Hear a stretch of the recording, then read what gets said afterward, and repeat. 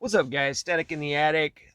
I just wanted to do a video kind of just talking about the maps on Africa and imagining Africa as a nice lush forest like it once was in places.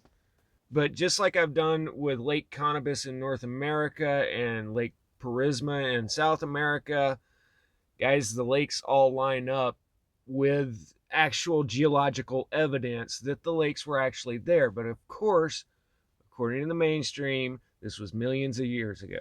Well, actually, 10,000 years ago. They say it was the end of their theoretical ice age.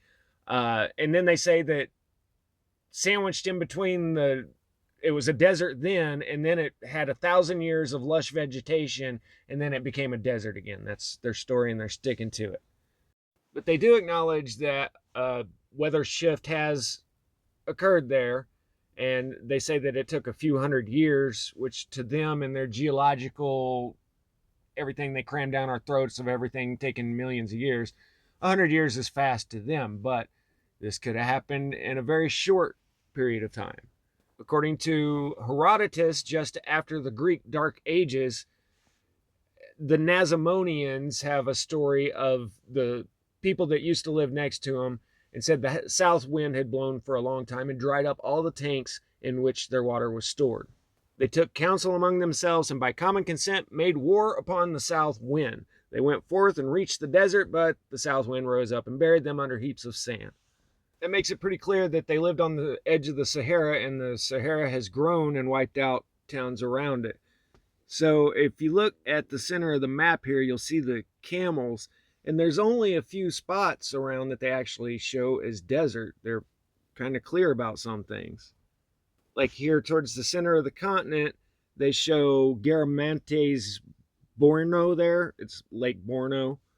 But modern geology confirms that there was a huge lake there. They call it Lake Chad. And off to the side of the Lake Borno, they have this note saying that Christians were once here, not anymore. They're abundant in gold and sugar cane and sugar. So sugar cane is grown in tropical and subtropical areas.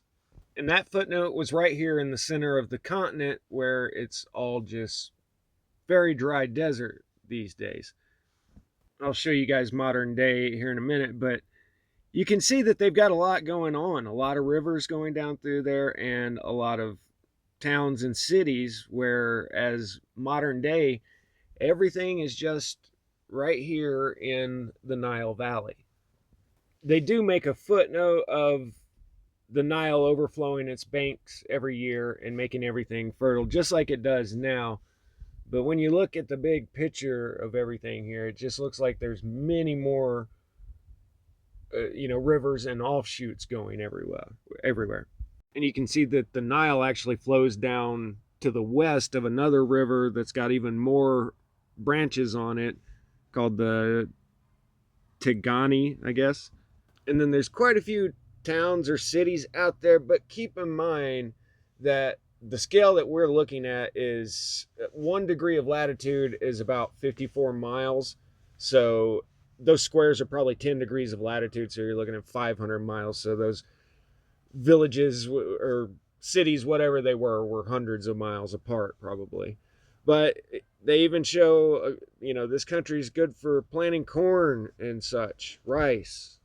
Now here's the strange thing about this map is it was put out in the late 1600s, and it's got the entirety of the Nile. It's showing an entirely different river there as well, but it wasn't until 1858 that a guy found the source of the modern Nile. It's really hard to get all the way up to the top because there's some falls that you have to cross. And then if you look on an even older map, this one is from the early 1600s, like 1602, you can see the same thing just above the equator there. You see that there's another river to the right with a bunch of branches coming off of it, smaller rivers, and then the one that was in the other one listed as the Nile going to the left all the way down to Lake Zaire, just south of the equator. And look at the size of that thing. That is like a third of the size of Madagascar, which is huge. And once again, high dollar science is out there proving that there was a lake there, but claiming that it was there millions of years ago. Why would they have these lakes from millions of years ago on all of the maps? It just doesn't make sense. But then let's go back another 500 years from that. This is the Tabula Rogeriana. Now, this is the only map that I personally am aware of that has a dating before the official dating of the 13th century catastrophes. And if you're completely lost on where anything is, it's because south is on top with this map. So in this map, the sun literally would have rose in the west or something there. You figured out.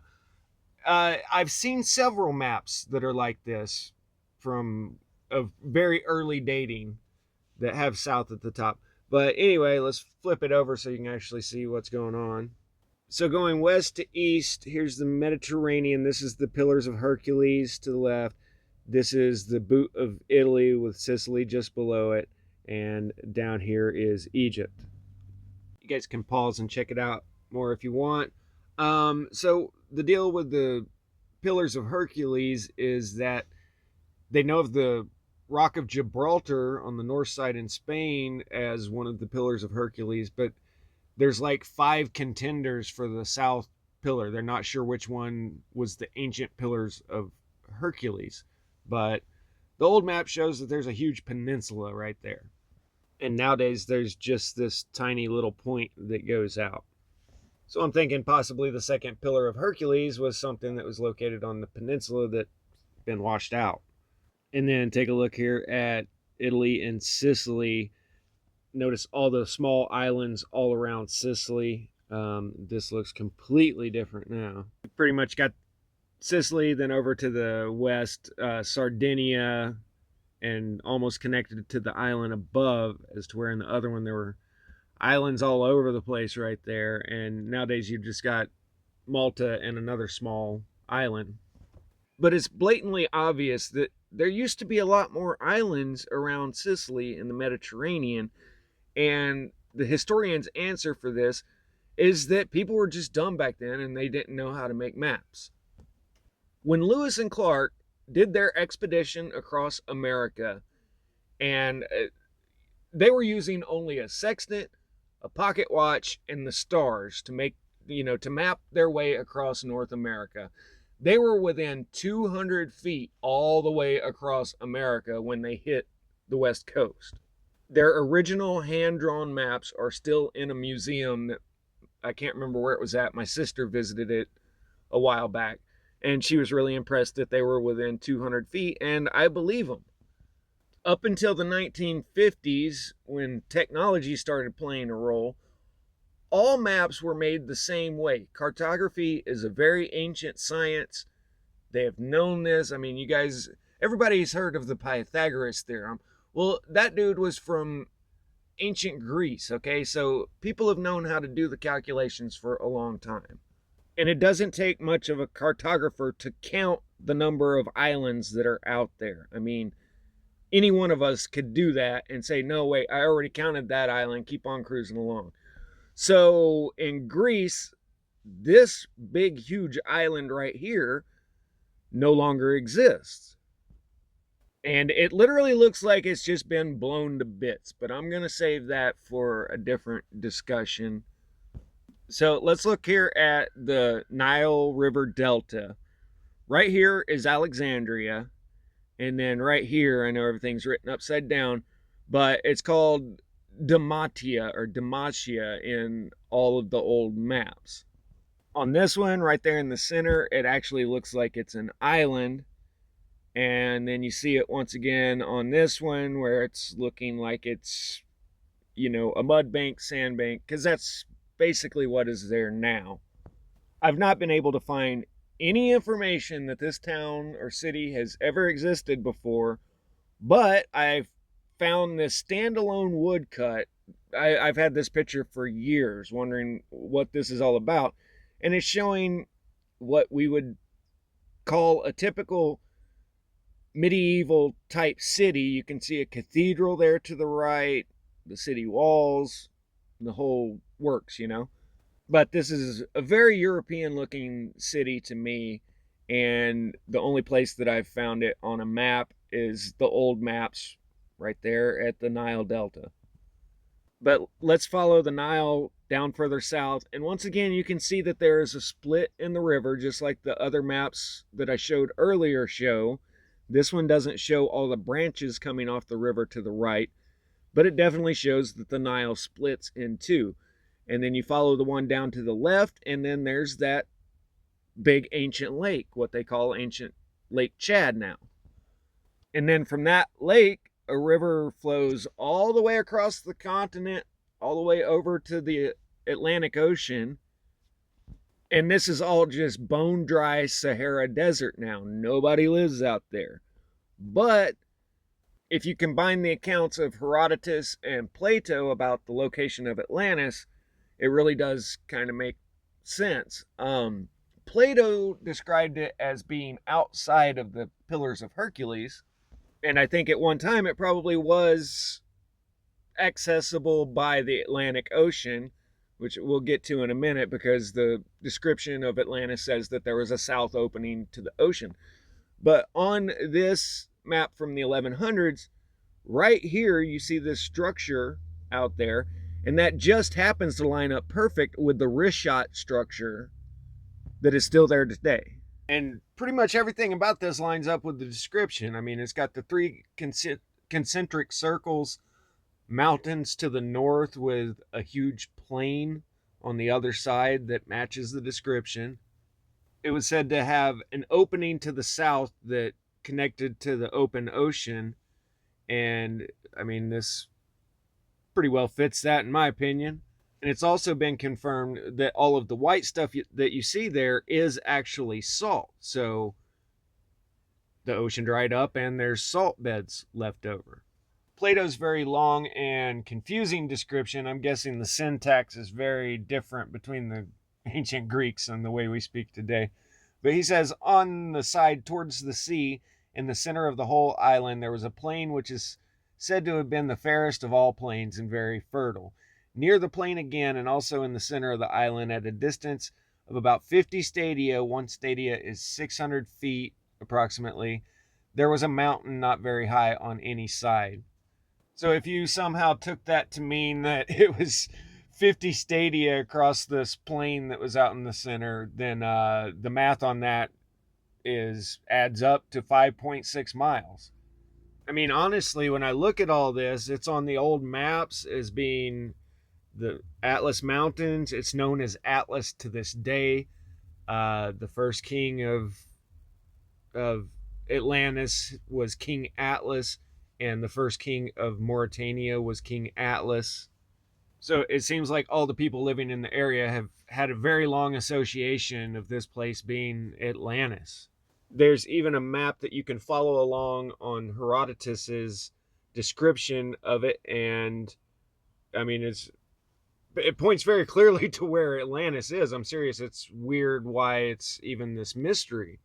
On the top right, you can see the Nasamonians, and they say that they got their land from a different people that had gone to war against the south wind, and the south wind rose up and buried them under heaps of sand. So they were wiped out by the desert.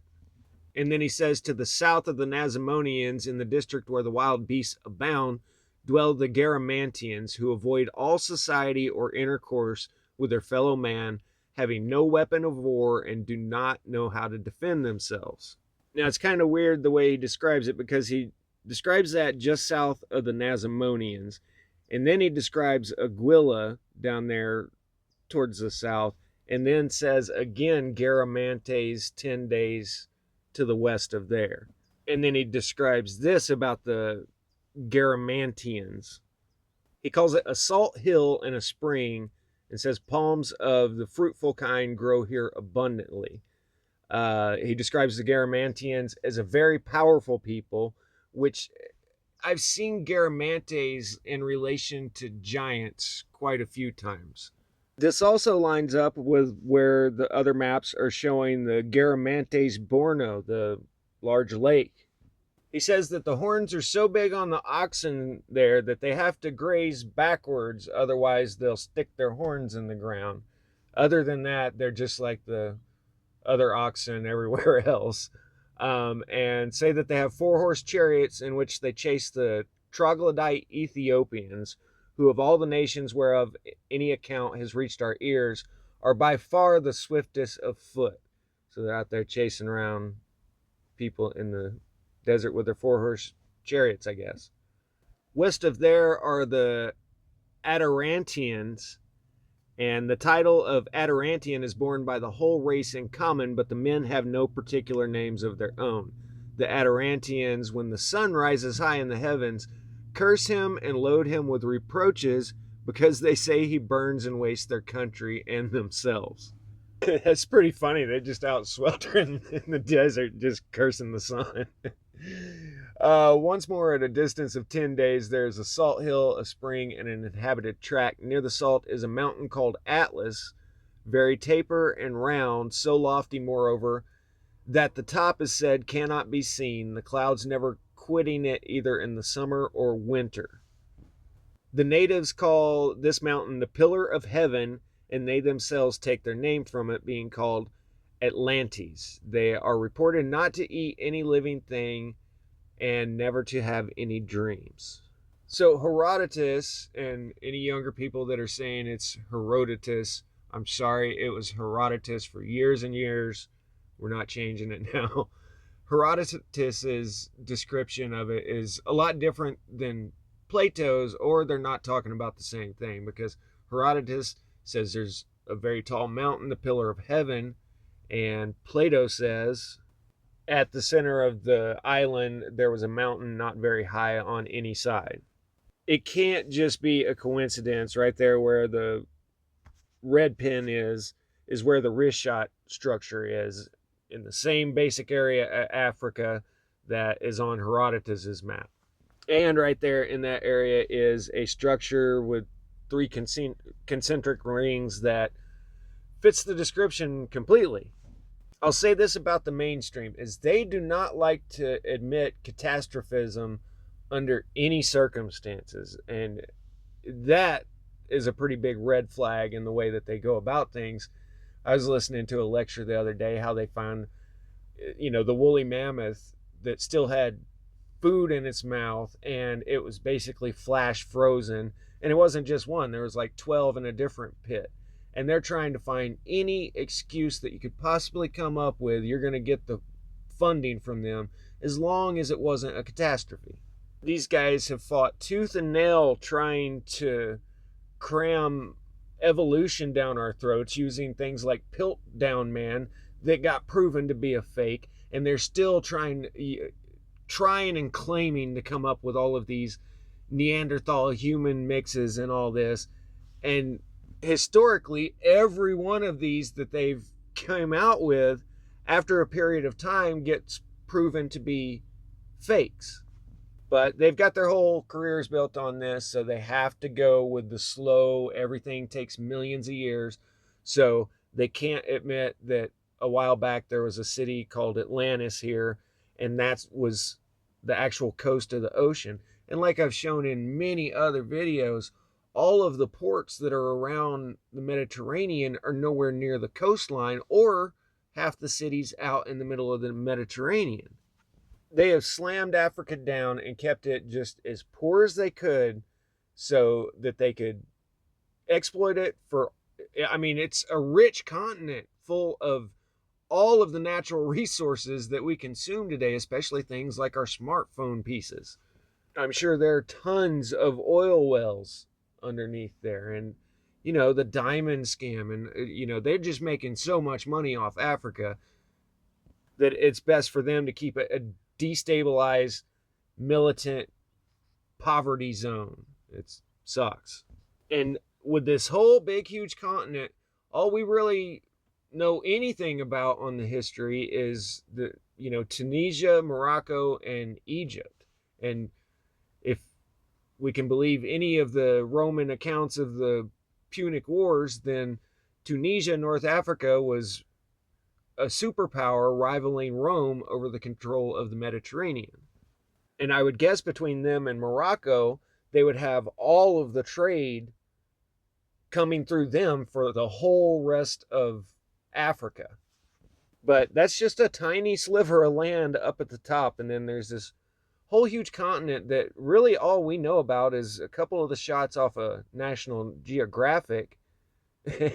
And I mean, you can search through there on Google Maps. It's a lot of empty land there. And I've already gone on long enough, but there towards the center, the Lake Zaire, on all of the maps, they even show this big, huge island out in the middle of the lake. So I just can't find any of this as coincidence. I mean, the modern geological studies are saying, yeah, there was a lake here, but it was 10 million years ago. Don't step in the scientism, kids. All right, that's enough out of me. I'll see you guys on the next one. Static out.